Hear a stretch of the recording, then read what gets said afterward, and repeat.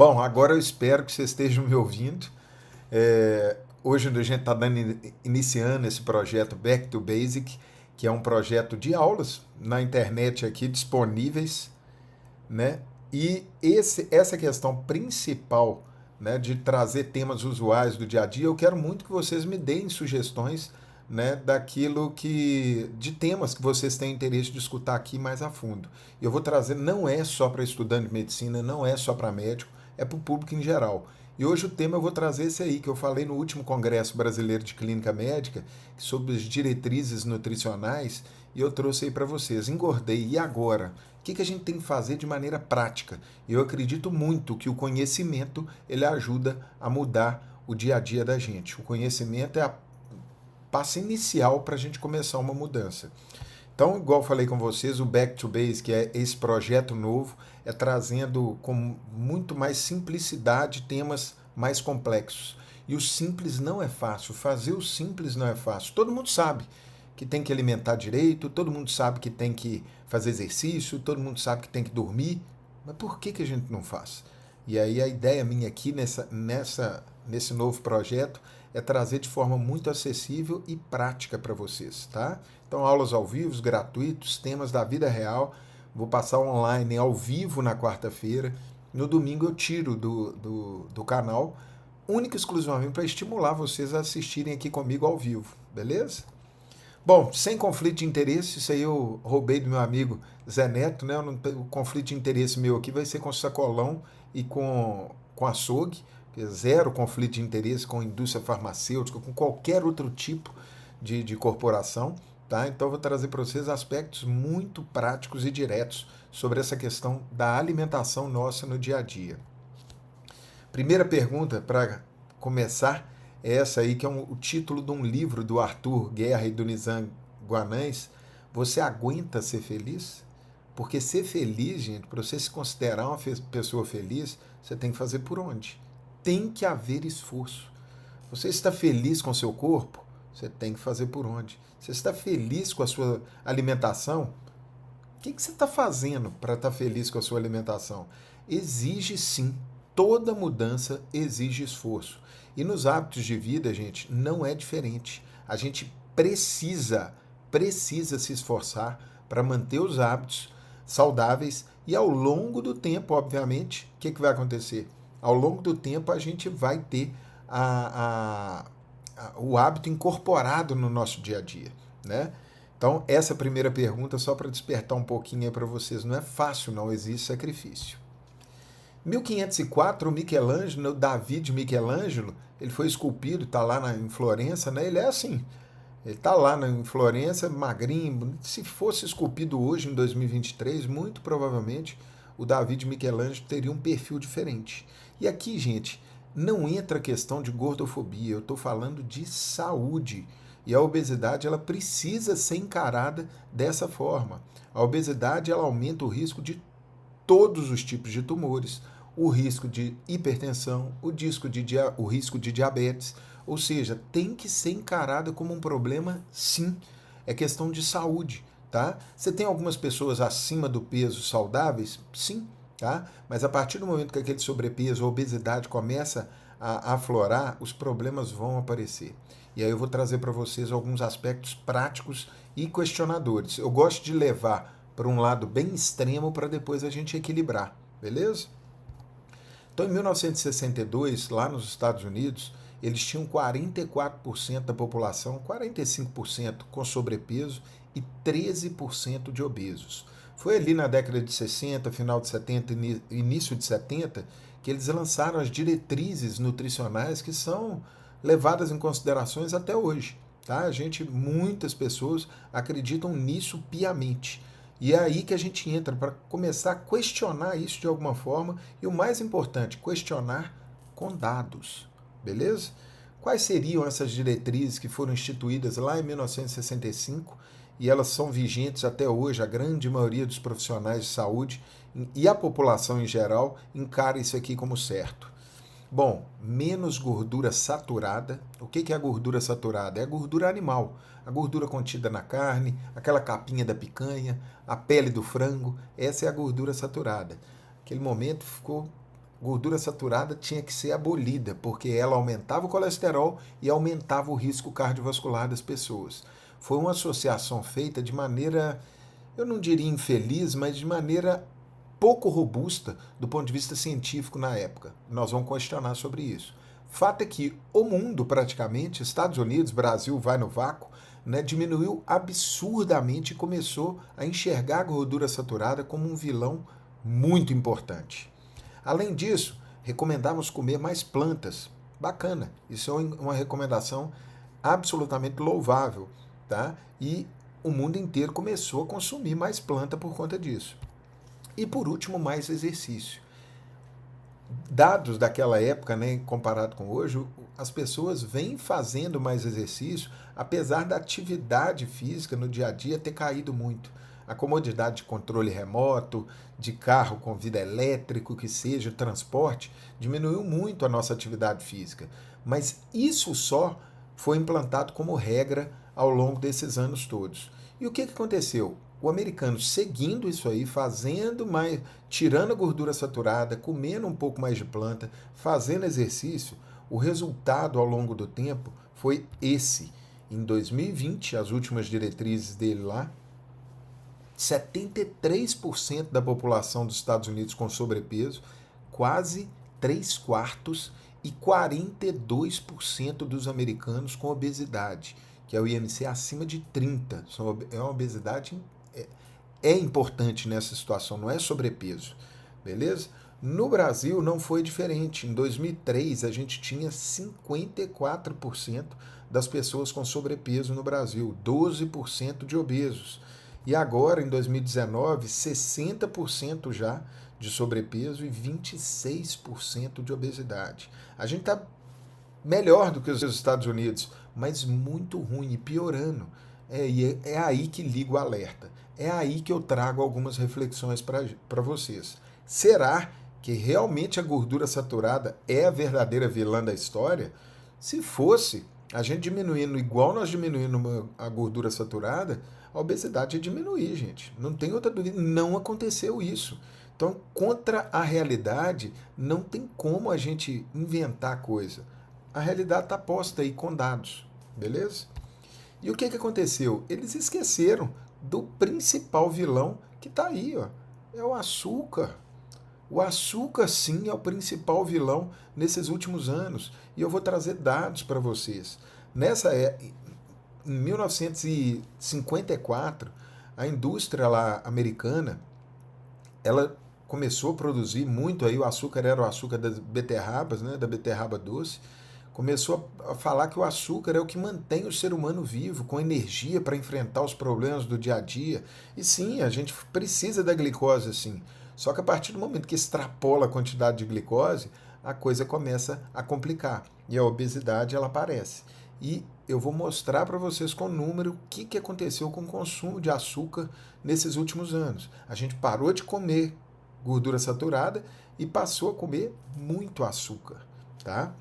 E, gente, isso aconteceu lá em 1965. Aqui não estou inventando.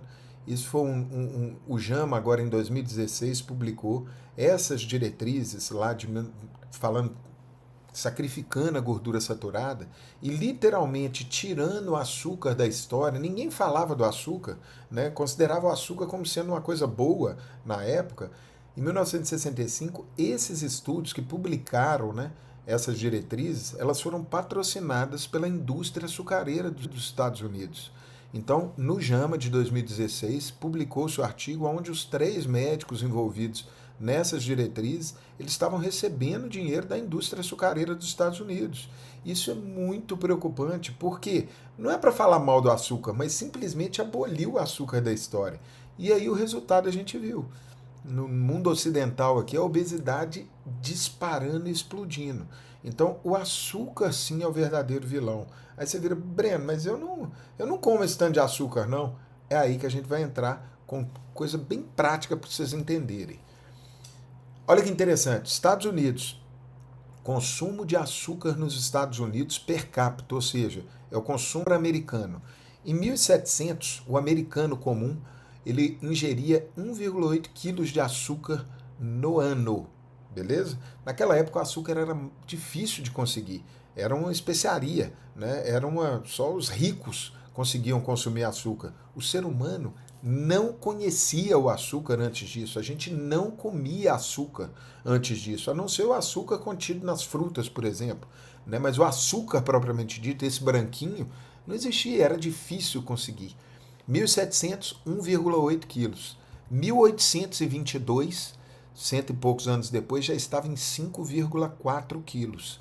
Em 2005, e de 2005 agora até 2023, esse nível ele continua no mesmo nível. 58,9 quilos de açúcar por ano por americano. Quando a gente vê aquela curva de obesidade e vê essa curva de consumo de açúcar, a gente consegue inferir que pode sim ter uma relação muito importante aí. No mínimo, pode existir essa relação. Eu posso bater o martelo? Não, não posso. Ciência não é assim que funciona. Mas é uma associação que me chama muito mais atenção do que a restrição da gordura saturada e o aumento absurdo da obesidade, do aumento de doenças cardiovasculares. Né? Então o açúcar ele não é bonzinho não, beleza? Aí vocês falam assim, tá, mas e no Brasil, como é que funciona? Brasil, 1930, a gente consumia 15 quilos de açúcar por brasileiro por ano. Esse número ele foi aumentando absurdamente até 1970, 40 quilos e em 2000, 55 quilos.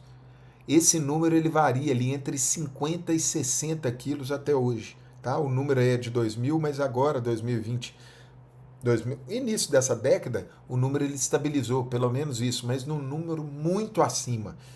Mas qual referência que eu uso? Primeiro eu uso aquela referência de 1700, né? Onde raramente a gente encontrava uma pessoa obesa, porque não consumia-se muito pouco açúcar.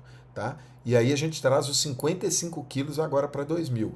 A OMS, o mundo inteiro, gente, a média mundial gira em torno de 21 quilos por pessoa no mundo, tá? Por ano.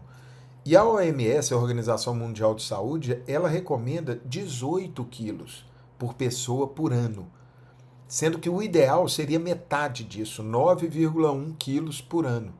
Então, assim, a gente tem consumido muito mais açúcar do que o necessário.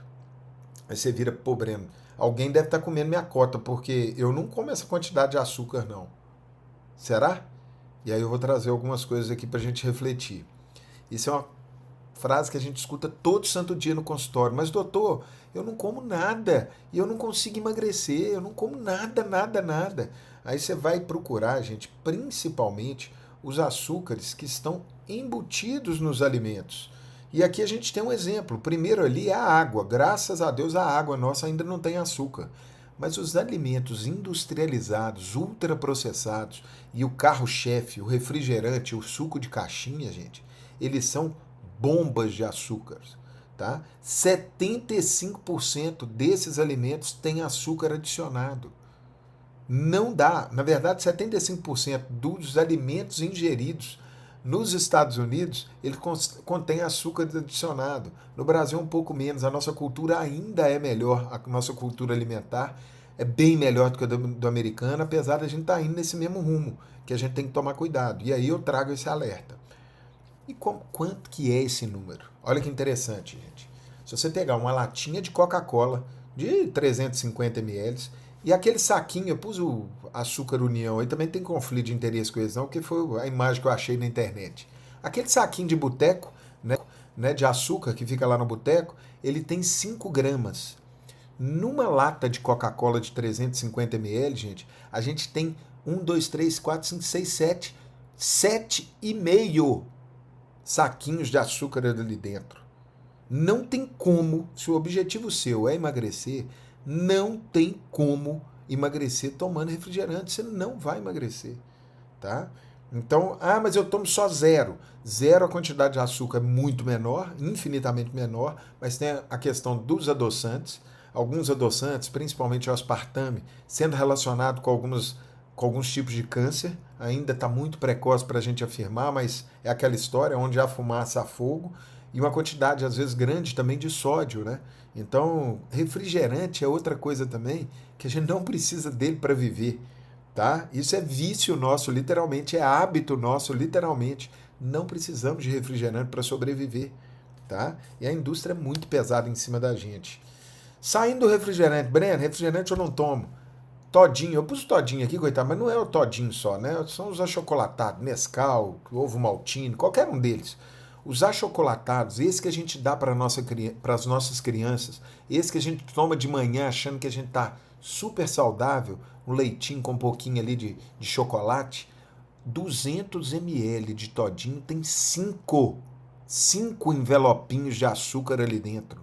Sabe quanto que você precisa de 5 envelopinhos para adoçar um suco de limão daqueles bem amargo? Nunca. Por isso que o negócio é bom, gente. Tem muito açúcar, tá?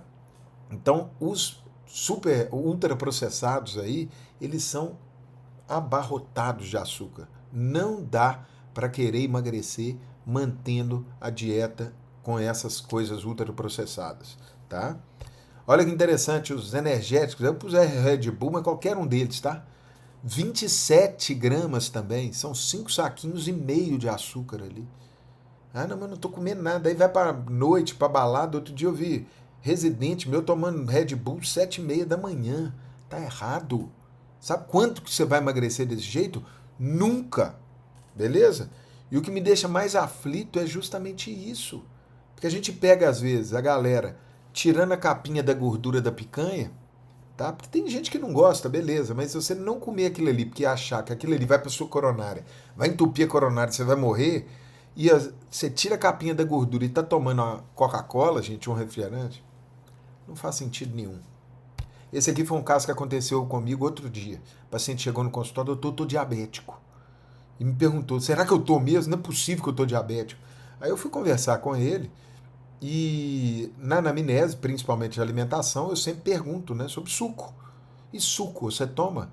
Aí ele virou para mim e disse assim, não, suco eu tomo, mas eu só tomo suco de uva, tá, doutor? É aquele 100% orgânico, natural, aquele da garrafinha verde, lá direto lá das Serras Gaúchas. Eu só tomo esse suco de uva que é 100% natural. Falei, ah, tá bom. Beleza. Quanto mais ou menos você está tomando? Não. Uma garrafa daquela de 1,5 litro, para mim dura uns 2 dias, 3 dias. Beleza. Só que o açúcar, a uva, gente, é uma das frutas mais doces que a gente vê. E teve um caso do Salton, que tinha outra paciente minha diabética que só tomava o suco de uva Salton, que era sem adição de açúcar. Aí você olha na embalagem e realmente está lá, olha que isso chega a ser covardia. Sem adição de açúcar. Aí na letrinha pequena fala que tem alta concentração de açúcar. Você vai para uma empresa 100% de suco de uva. É só suco de uva. Isso aqui é super natural, integral. Só que em 200 ml desses sucos concentrados, ultra orgânicos, direto da Serra Gaúcha, 35 gramas. São 7 envelopinhos em 200 ml, não é na garrafa. Em 200 ml do suco de uva, esse que a gente toma, que a gente dá para as crianças, acha lindo, é saudável, é bacana, são 7 envelopinhos. Por isso que a porcaria do negócio é boa daquele jeito, tá? E a gente tem que saber disso. Não pode deixar um rótulo vir sem adição de açúcar, porque o diabético lê isso e fala assim, ah, não tem açúcar, infere, tende a levar para esse lado. E aí a gente, dificuldade para controlar a glicose, a gente vai caçar ali nos pequenos boicotadores e a gente descobre essas coisas. Beleza? Então, suco de uva orgânico é açúcar puro, assim como aquele suco de caixinha, esse trem todo. Tá? O suco natural, gente, tem que dar preferência para as frutas com menor índice glicêmico. As frutas vermelhas, limão, por exemplo, né, são exemplos aí que a gente poderia tomar com maior tranquilidade e tentar diminuir o máximo o açúcar, preferencialmente tirar. Você fala, Breno, mas pelo amor de Deus, tomar suco de limão sem açúcar? Sim, paladar acostuma, se adapta. Todo mundo se adapta. E aquilo que eu falei com você, você quer ser feliz? Você vai ter que fazer um sacrifíciozinho. Não é, você aguenta ser feliz? A pergunta é essa. Tá? Então vai ter que ter um sacrifíciozinho aí na parte alimentar. E na prática, o que eu tenho que fazer? Aí eu vou trazer dicas bem práticas que eu costumo dar para os meus pacientes no consultório, né? E dia a dia a gente vem aprimorando isso aqui. Primeira delas, gente, isso é muito importante frisar, as diretrizes, né, o Guia Alimentar da População Brasileira, que foi publicado em 2014, é referência mundial em termos de alimentação pública, tá? É muito bacana porque nesse guia alimentar parou com aquela pirâmide alimentar, não, ele cita três tipos de alimento: o alimento in natura, que é aquele que você pega e come, né? O alimento minimamente processado, então você pega um arroz que você vai cozinhar, feijão e tudo, uma carne que você vai, às vezes, cozinhar a carne, beleza, minimamente processado, e os ultraprocessados, que é a porcariada que a gente encontra em supermercado, embalado. Isso aí, gente, na maioria das vezes é empapuçado de porcaria, não só do açúcar, beleza? Então a gente tem que dar preferência para aquela alimentação mais in natura, mais natural, comida de verdade que a turma costuma falar. Não tem erro. E aí quando eu ponho os tipos de dieta, gente, eu venho com essa frase para vocês: todas elas funcionam, tá? Todas as dietas vão funcionar. Aí tem gente que abraça uma e acha que aquela ali que é a ideal. Não. Toda dieta funciona se você seguir ela. O problema é você seguir ela o resto da vida. Vale muito mais uma mudança de hábito. E você precisa descobrir, dentro das dietas todas, aquela que você se adequa melhor. Aquela que você se adapta melhor. Aquela que você vai conseguir praticar ou fazê-la ao longo da sua vida toda. Tá? Então não existe uma ou outra dieta melhor. Ah, a dieta mediterrânea é melhor. Se você for olhar a dieta mediterrânea, é só alimentos in natura. É por isso que ela funciona efetivamente. As outras dietas funcionam? Claro que funcionam, tá? Claro que funciona. Se você seguir, você vai perder peso, tá? Você vai conseguir melhorar, mas o longo prazo é que é muito importante. E aí a gente entra no cemitério de todas as dietas, que é a fome. É uma frase legal do livro do Zé Carlos Souto, né, que é um urologista gaúcho, que escreveu um livro espetacular. Eu vou colocar para vocês aí no final da aula para vocês lerem. Vale a pena demais. A fome é o cemitério de todas as dietas. Não adianta, gente, eu querer comer só verdura e um bifinho, verdura, um bifinho, verdura, um bifinho.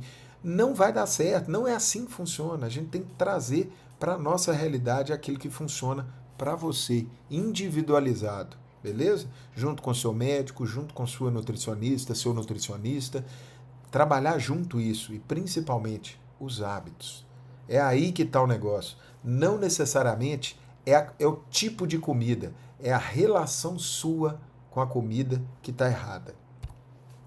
Quando a gente fala também dos medicamentos, né? E aí tem o Ozempic, a semaglutida, que simplesmente elevou o PIB inteiro lá da Noruega, por venda no mundo do Ozempic, que é uma febre aí mundial, né? Injeçãozinha ali que usada inicialmente para o diabetes, e ela está sendo uma arma poderosa no controle da obesidade, mas é uma medicação cara ainda, e é uma medicação, gente, que você tem que aplicar a injeção no subcutâneo, geralmente uma vez por semana, essa que é a dose recomendada.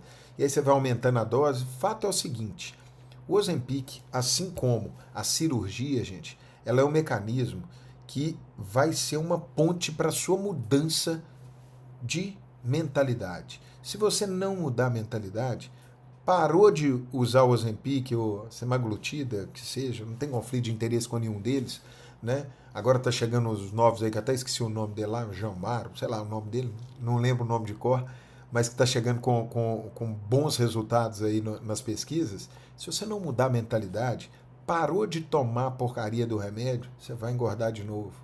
Cirurgia bariátrica, a gente está cansado de ver pacientes que operam e depois voltam a engordar e continuam obesos mesmo depois da cirurgia bariátrica.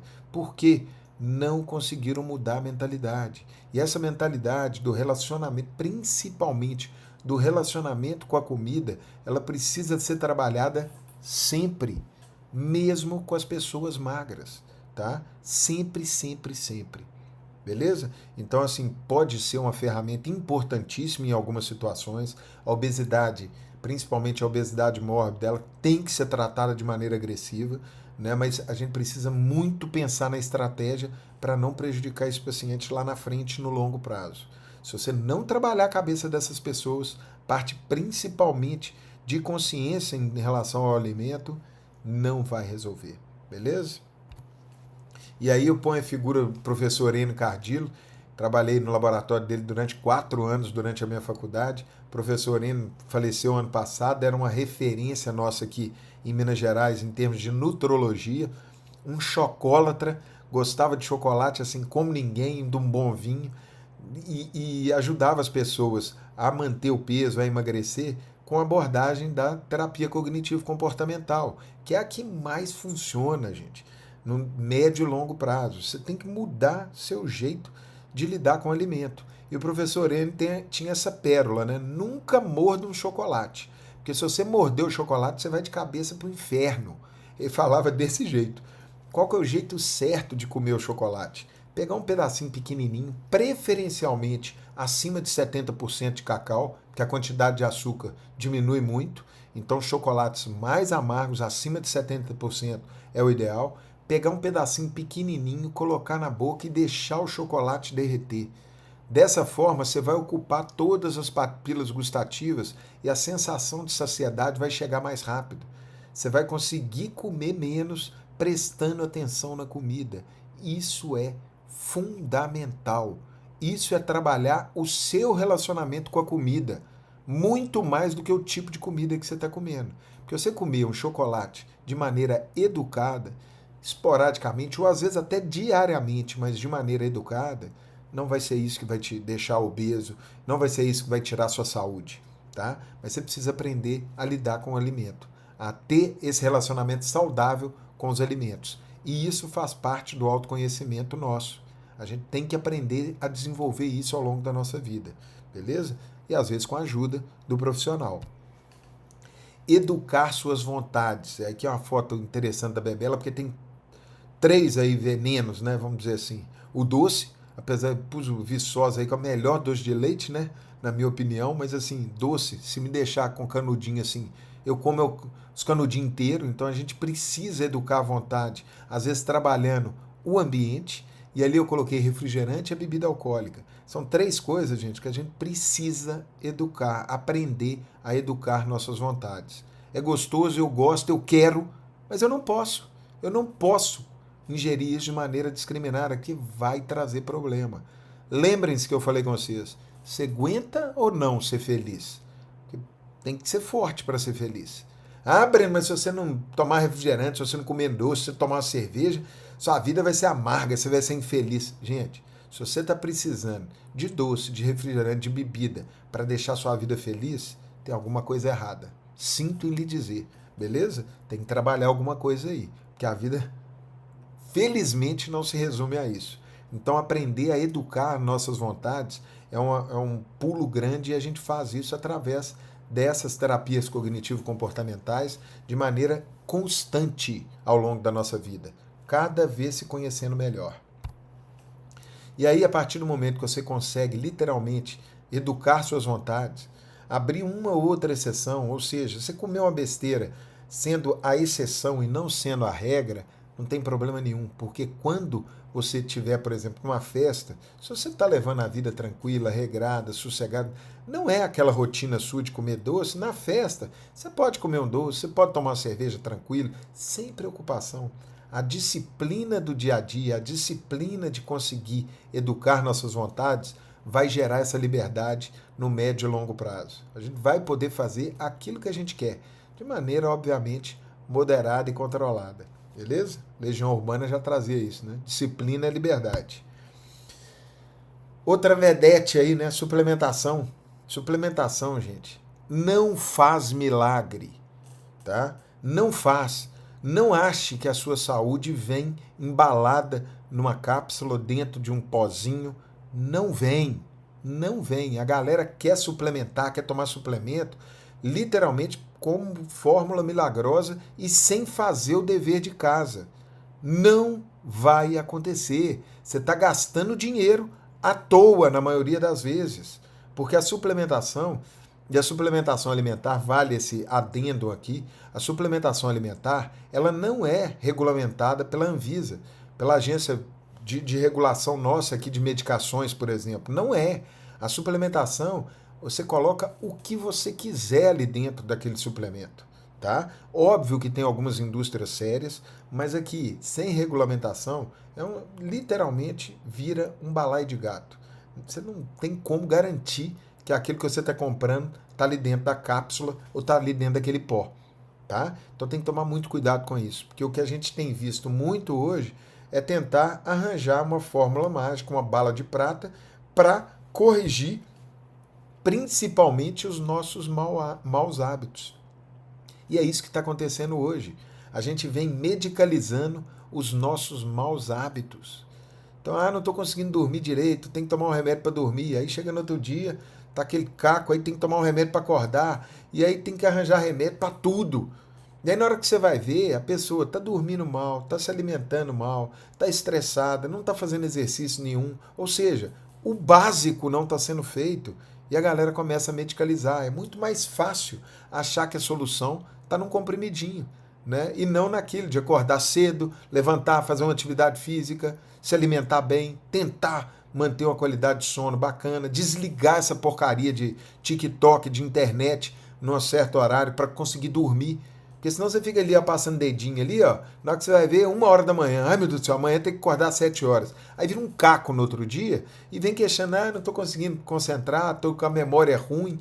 E aí, não, vão tomar um remédio, vão tomar um suplemento para melhorar a memória. Você precisa dormir direito, precisa fazer um exercício físico, precisa melhorar a qualidade dos seus relacionamentos. Isso é o básico, gente. E a galera vive medicalizando maus hábitos. Tá tudo errado. Você tem que fazer o dever de casa primeiro.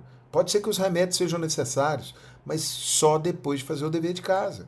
Tá? Pode ser que o remédio seja necessário como um pontapé inicial, sim, mas a gente precisa trabalhar isso aqui. Se você não trabalhar a cabeça ao longo da sua vida, gente, você vai ficar correndo atrás do rabo sempre. E é o lugar mais importante de ser trabalhado. Tá?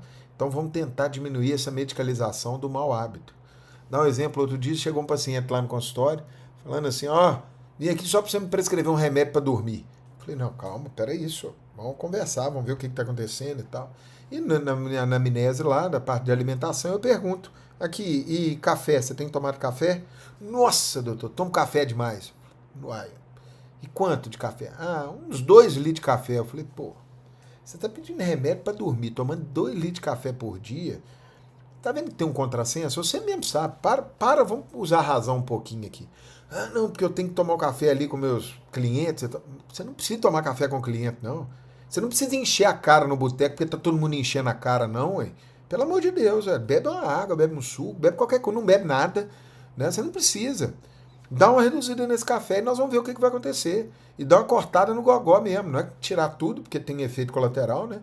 A falta da cafeína ali você não pode tirar abruptamente em algumas situações, mas aí ele diminuiu consistentemente ao longo de 2 semanas. Aí mandei a mensagem para ele, e aí? Tô dormindo igual um bebê. Era muito mais fácil eu medicalizar, dar um remedinho para dormir, e aí eu ia criar uma confusão muito maior para ele no longo prazo. Entendeu? Então tomar cuidado com essa medicalização do mau hábito. Se o seu hábito está ruim, vamos corrigir o hábito. Sono. O beabá, quando eu falo, gente, a gente precisa fazer o beabá. Então, se a gente não estiver dormindo direito, nós não vamos conseguir controlar a nossa boca. Nós vamos descontar em alguma coisa. Então, o cansaço, a preguiça, a disposição, a gente precisa pôr um foco importante aqui no nosso sono quando a gente está pensando em sobrepeso, em obesidade, tá? A gente dormir bem é fundamental. E aí entenda-se, aqueles pacientes às vezes com sobrepeso ou obesidade, com apneia do sono, não está dormindo direito, e aí vai no médico, o médico aqui, você tem que emagrecer, você tem que fazer exercício, só que a pessoa não aguenta. Está num sono, num cansaço durante o dia, que é uma coisa absurda. Se isso acontece com você, procura ajuda. Pode ser que o problema esteja no sono, a apneia do sono desencadeia tudo. Você não consegue emagrecer se você não estiver dormindo bem. Tá? E a anamnese do sono ela é fundamental. Além do sono, os exercícios. Né? E os exercícios físicos, gente, eu não estou perguntando para você se você gosta. Mas eu não gosto. Não estou perguntando se você gosta. Você tem que fazer e pronto, acabou. Atividade física, o exercício físico, ele precisa ser feito do 0 aos 200 anos. Não estou perguntando se você gosta. Tem que fazer. Tá? Educar os hábitos, as vontades. Tem que pegar e fazer e pronto, acabou. Tem coisas que a gente precisa fazer, porque elas precisam ser feitas, não é porque eu gosto. E o exercício físico é uma delas. Tá? A gente precisa fazer o exercício físico. Ponto, acabou. Tem que fazer. Aí você vai procurar aquele que melhor se adequa a você, o profissional que vai te ajudar a achar esse exercício físico, né? Ter constância, ter disciplina, para você ter liberdade lá na frente. Liberdade de usar uma roupa que você gosta de usar, tá? E por aí vai. O exercício ele é peça fundamental e a galera começa a medicalizar e o paciente é absolutamente sedentário. E vários estudos mostrando a potência do exercício físico nas questões psicológicas, psiquiátricas, principalmente em depressão e ansiedade. Funciona tão bem quanto o remédio. Não é, você não vai tirar o remédio que você está tomando e pôr exercício, não, tá, gente? Você vai começar o exercício junto com o remédio e você vai ver que a possibilidade, às vezes, de você retirar a medicação, de você diminuir a dose, aumenta muito. O exercício ele funciona como medicação, tá? Precisa ser feito. Descascar mais, desembrulhar menos, comer comida de verdade, tá? Esse é o pulo do gato. Valorizar o sacolão, valorizar o açougue, em vez de valorizar a padaria, o supermercado. É isso que tem que ser feito. Ah, Breno, não tem tempo. Não tenha prioridade, tá? Porque se puser isso como prioridade na sua vida, tempo você vai arranjar. Slow food aí é uma técnica legal, mindful eating, né? Que é você prestar atenção na hora que você está comendo. Você comer na frente de uma tela de computador, na frente de uma tela de celular, na frente de uma televisão, você vai comer mais.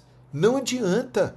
Quando você senta para ver um filme com a caixa de bis na mão, você vai comer a caixa de bis inteira e nem vai sentir o gosto da porcaria do negócio. Então, quando você for comer, gente, presta atenção na comida, afasta de celular, tá? Afasta de tela de televisão. Presta atenção na sua comida. Lembre-se lá do professor Enio. A partir do momento que você está prestando atenção na comida, você vai comer menos. Isso é o clássico do slow. Você vai apreciar a comida.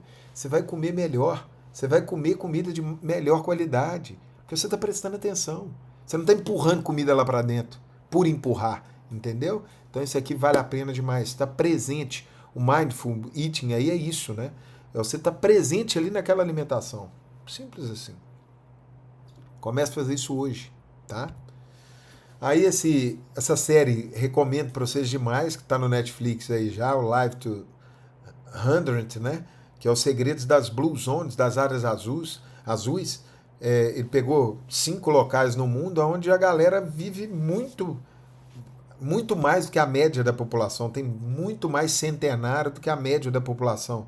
E ele foi tentar achar as coisas que esses locais tinham em comum. Cada uma delas tinha uma peculiaridade. Essa aí lá de Okinawa, no Japão, né, o Hara Hashibu, que é o seguinte, você come até 80% da sua fome. Você não tem que sair da mesa, não estou aguentando nada mais. Não, 80% da fome, para de comer. Tá? Isso é uma técnica lá dos japoneses que funciona demais. E isso está aonde? Você tem que prestar atenção no seu corpo. E quando eu falo do autoconhecimento, gente, não é só do autoconhecimento intelectual, é o autoconhecimento do seu organismo, o que funciona para você. Quais os tipos de alimento que você tolera bem, quais os tipos de alimento que você não tolera, quais os tipos de alimento que te deixam, que te saciam mais. Né? Então isso tudo influencia. Então a gente olhar para dentro, a questão do autoconhecimento é muito importante, vale a pena, essa sériezinha é bem legal. Coerência, gente. Eu não vou tirar a capinha da gordura ali da picanha, porque vai me dar infarto, e vou tomar um refil de Coca-Cola. Não vou. Eu tive agora, recentemente, nos Estados Unidos, eu fiquei assustado com a quantidade de gente obesa lá nos Estados Unidos. É muita gente obesa. E aí você vai olhar, né? A pessoa andando no carrinho com um refil de Coca-Cola gigante na frente, gente. Isso é um absurdo. Isso deveria ser política pública, né? Que é o que a gente defende. Eu acho que a gente precisa proteger a nossa população de alguma forma. Os rótulos vêm melhorando, mas ainda tem muita coisa para melhorar. Tá? Não terceirizar a sua responsabilidade. Aí as minhas duas baixinhas aí, né? Bebela e a Lu, há uns bons tempos atrás já, as duas hoje já estão umas mocinhas. Mas aqui, a culpa não é da medicina, não é da minha profissão, não é da minha mulher, do meu marido. Não, para de arranjar culpado para os seus problemas. Não terceirize a culpa é sua. É você que tem que melhorar. A única pessoa que vai ter um benefício direto daquilo ali é você mesmo. Tá? Então, essa questão do tipo de como se alimentar, do tipo de alimentação, procurar os boicotadores ali da sua dieta, isso é fundamental. Tá? Pare para olhar com mais calma, porque você que vai ter que melhorar. Tá? E aí a gente entra com uma coisa muito danada, que é o poder científico. E hoje vem sendo muito banalizado, né? O poder científico. Hoje a gente tem um poder na mão midiático e tal, que é muito mais forte, às vezes, do que o poder científico. O poder científico é o que sempre guiou a gente nas condutas. Não que tudo que a gente faça hoje vai estar certo, muito pelo contrário. Lá na frente provavelmente vai mudar alguma coisa. Mas o poder científico ele tem que balizar as nossas condutas. Ele tem que ser distribuído junto com os nossos pacientes. E o que a gente vê hoje, e lá em 1972, para você ter uma ideia, esse John Yudkin aí publicou esse livro, né, que é o Puro, Branquinho e Mortal, que ele fala do açúcar, em 1972. Ninguém comentou sobre esse livro. Ninguém. Ninguém. Só lá na década de 80 que a galera começou a ver um pouquinho mais e eu fui ler o livro, gente. É uma coisa impressionante. Porque o cara já trazia esse reflexo lá de trás, já falava, se não melhorar, o bicho vai pegar lá na frente. E é o que está acontecendo hoje.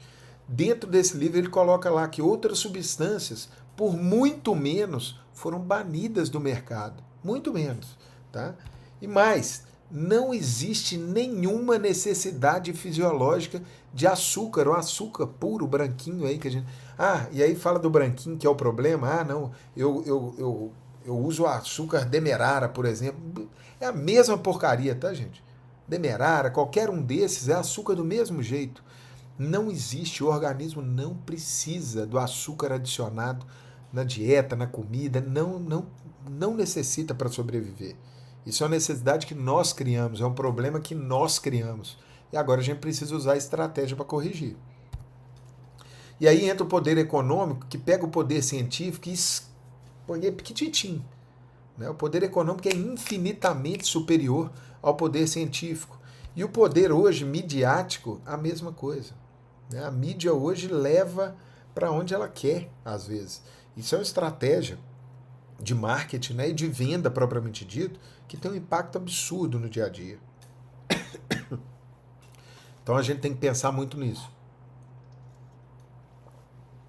E o que existe aí hoje de guru aí na internet, gente, tem que tomar muito cuidado. Muito cuidado. Tem muita gente colocando aí, porque hoje todo mundo tem um microfone na boca, né, e a mensagem chega para o mundo inteiro, a gente precisa criar esses filtros de alguma forma. Tá? Confiar em profissionais. A ideia minha aqui nesse canal é tentar trazer o máximo de qualidade possível na informação para vocês. Tá? E tudo que eu falar aqui que vocês não concordarem, vamos discutir. A vida a ciência, ela funciona desse jeito, através de discussões saudáveis, sem ficar brigando, sem ficar polarizando. Não é isso. Vamos trazer para a mesa, vamos ver o que tem de concreto, o que tem de benefício de um lado, do outro. Vamos chegar num acordo com conversa baseada em dados, em coisas que a gente precisa ter o tempo todo, que é essa questão da qualidade científica daquela informação. Beleza? Olha para vocês verem que interessante. Em 1944, quem era o garoto propaganda aí da Camel, do cigarro, eram os médicos. É o médico, olha lá.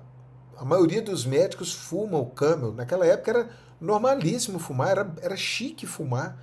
Todo mundo fumava.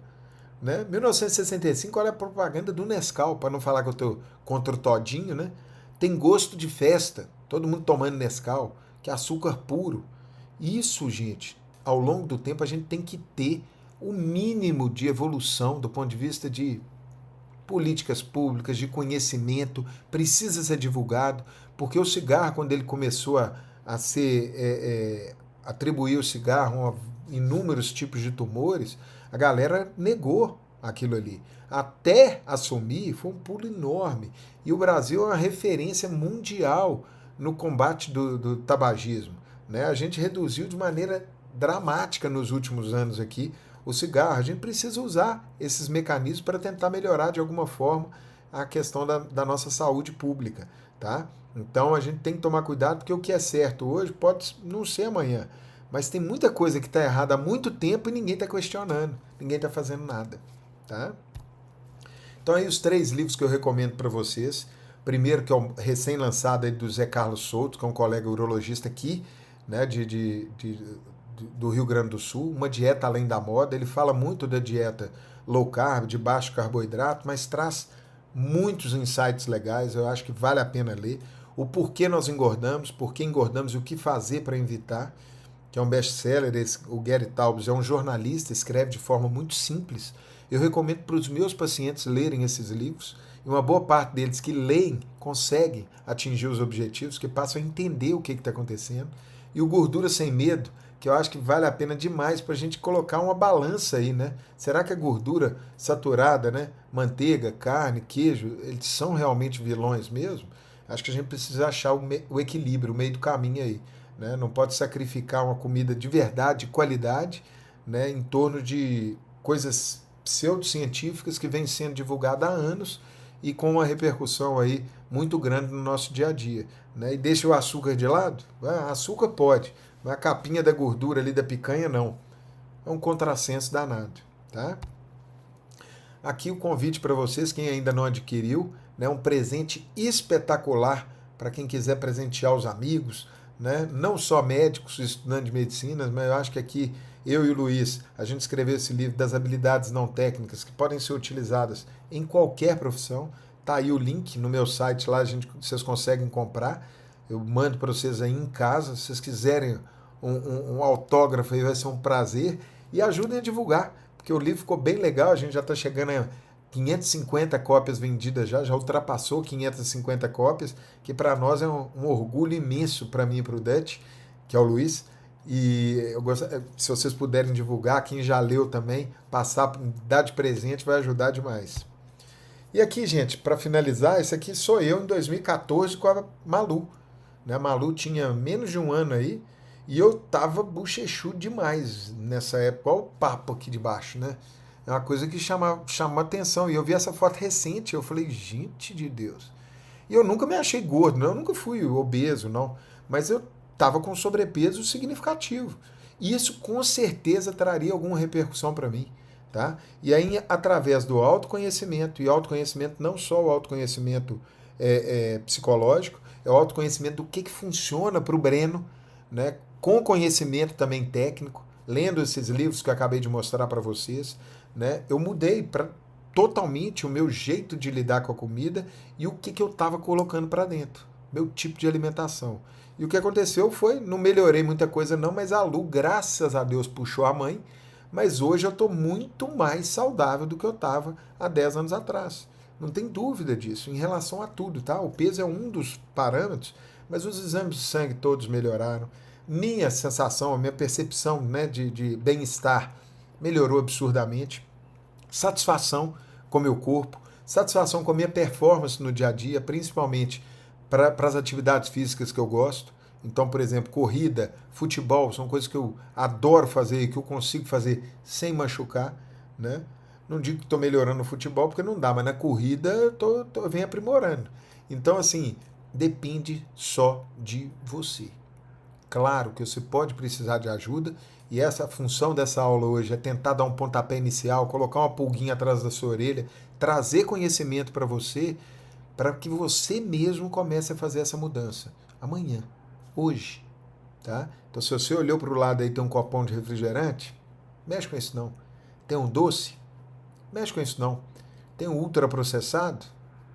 Mexe com isso não. Começa agora, porque ninguém vai fazer isso para você, beleza? E aí, para finalizar, acho que essa era o último slide, as 3 coisas mais importantes da minha vida, minhas 3 mulheres. E quando você não tem ânimo para conseguir mudar, gente, você não está conseguindo, lembrem-se daquelas pessoas que você mais ama. Porque no dia a dia, o que vai acontecer? Primeiro, eu vou ter saúde para ver minhas meninas crescerem, né? Para participar da evolução delas, que é a coisa mais maravilhosa que tem no mundo. Para estar perto da Camila. E o mais importante, exemplo. A gente faz com que nossas crianças tenham bons hábitos a partir dos exemplos. Então, não é para você, é para eles às vezes. Se você está com dificuldade de olhar para você, olha para os seus filhos, tá? Olhem para as suas crianças, porque o exemplo é ele que vai arrastar. Então, se você fica brigando com seus filhos, ah, não, você está comendo tudo errado e eu sei como tudo errado, você não vai ter moral nenhuma. É o exemplo que vai literalmente arrastar nossas crianças aí para os bons hábitos, para ter qualidade de vida e ser saudável e ter um bem-estar lá na frente. Beleza? Espero que vocês tenham gostado. Deixa eu dar uma olhada aqui rapidinho aqui se tem alguma pergunta. A turma falou do som lá, né, gente? Me desculpem a questão do som no início, aí eu voltei e apresentei de novo. Tá o Asdrubal aqui, que eu conheci recentemente, né, através lá do Life Up, que é o médico de família que a gente fez uma live semana passada. Obrigado, viu, Asdrubal? Tamo junto. A gente tem os mesmos objetivos e essa questão da alimentação, né? Você está fazendo mudanças radicais aí na sua vida, melhorando, e é para isso, bicho. Não, às vezes não é só para nós, é para as nossas crianças, porque a gente é exemplo, né? E obrigado aí pela presença. E, gente, divulguem essa aula, esse projeto novo, deem sugestões de temas que vocês querem escutar. Semana que vem, no máximo em 15 dias, eu vou tentar fazer semanal, mas no máximo em 15 dias eu vou estar dando dicas práticas para corrida. Então vão ser temas que não vão estar relacionados diretamente à medicina, mas da minha vivência ao longo desses últimos aí 47 anos, eu vou trazer para vocês. Vamos ter convidados aqui para dar aula, principalmente a minha digníssima esposa, ela faz parte comigo desse projeto. Em breve, Camila vai dar aula para vocês aqui também. Mas daqui a 7 dias, no máximo em 14 dias, eu vou estar falando para vocês sobre dicas práticas de corrida, para vocês começarem de alguma forma a movimentar um pouco mais aí e ser mais saudável, tá bom? Vem comigo nesse projeto, me ajuda a divulgar, que eu estou fazendo com a maior tesão, porque eu acho que é dessa forma que a gente vai conseguir melhorar a qualidade de vida da nossa população. Beleza? Abração para vocês.